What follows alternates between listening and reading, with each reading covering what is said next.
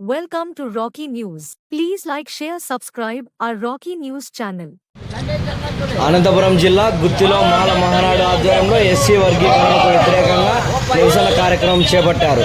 స్థానిక పట్టణంలోని పత్తికొండ రోడ్డు కూడలిలో ఉన్న రాజ్యాంగ నిర్మాత డాక్టర్ బిఆర్ అంబేద్కర్ విగ్రహానికి నాయకులు పూలమాలలు వేసి నివాళులర్పించారు. ఈ సందర్భంగా సామాజిక చైతన్య వేదిక నాయకులు దాసరి ఆదినారాయణ మాట్లాడుతూ బడుగు బలహీన వర్గాలకు రాజ్యాధికారం రాకూడదనే ఉద్దేశంతో కేంద్రంలో బీజేపీ ప్రభుత్వం కులాల మధ్య చిచ్చు రేపెడుతున్నారన్నారు.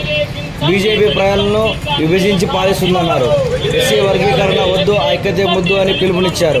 కార్యక్రమంలో ఎస్సీ ఎస్టీ విజిలెన్స్ కమిటీ సభ్యులు రామన్న, మాల మహానాడు నాయకులు బండలు రామాంజనేయులు, బేల్దారి చంద్ర, నాగప్ప, న్యాయవాది రంగనాయకులు తదితరులు పాల్గొన్నారు.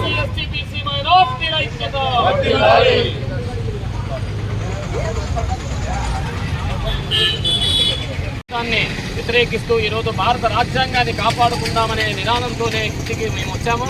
కాబట్టి ఈరోజు మనువాదులు బడుగు బలహీన వీళ్ళు వస్తారు కాబట్టి మేమే చిరస్థాయిగా ఉండాలా అనే నినాదంతోనే ఈరోజు ఒక దళితుల మధ్య ఒక జీవోని తెచ్చి దళితులు ఎప్పుడైతే ఉవ్వెత్తున ఉద్యమాల్లోకి వస్తున్నారో వాళ్ళు ఐక్యంగా ఉంటే మా సీట్లు పోతాయని చెప్పేసి ఉద్దేశంతోనే ఈరోజు మనువాదులు సుప్రీంకోర్టులో మాలమాదిగల మధ్య చిచ్చు పెట్టి ఇప్పటికే పెట్టారు. అయితే దీన్ని మళ్ళా అగాధంలోకి నెట్టేసి అన్ని వర్గాలను కూడా ఏకం కాకుండా చేసి ఈరోజు ఈ సర్వ సంపదల్ని మొత్తం అంబానీ, అదానీ, మోడీ, అమిత్ షా వీళ్ళందరూ కూడా దోపిడీ చేస్తున్నారు.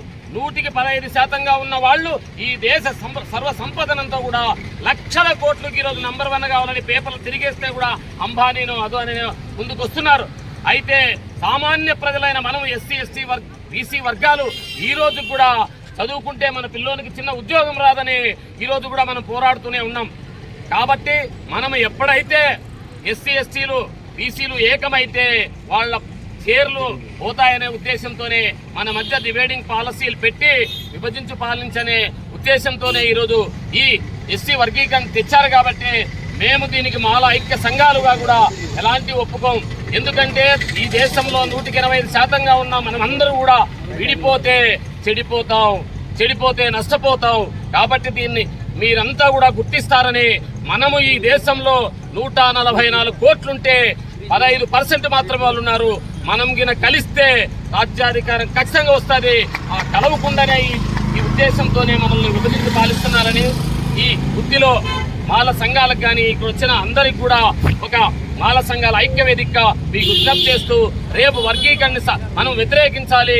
ఇలాగే దళితుల మధ్య చీలికి వస్తే బీసీల మధ్య చీలిక, మైనార్టీల మధ్య కూడా చీలిక పెట్టేసి వాళ్ళు శాశ్వతంగా వాళ్ళే ఈ దేశ సంపదనంతా కూడా దోపిడీ చేయడానికి అవకాశం ఉందని మీకు విజ్ఞప్తి చేస్తున్నాం.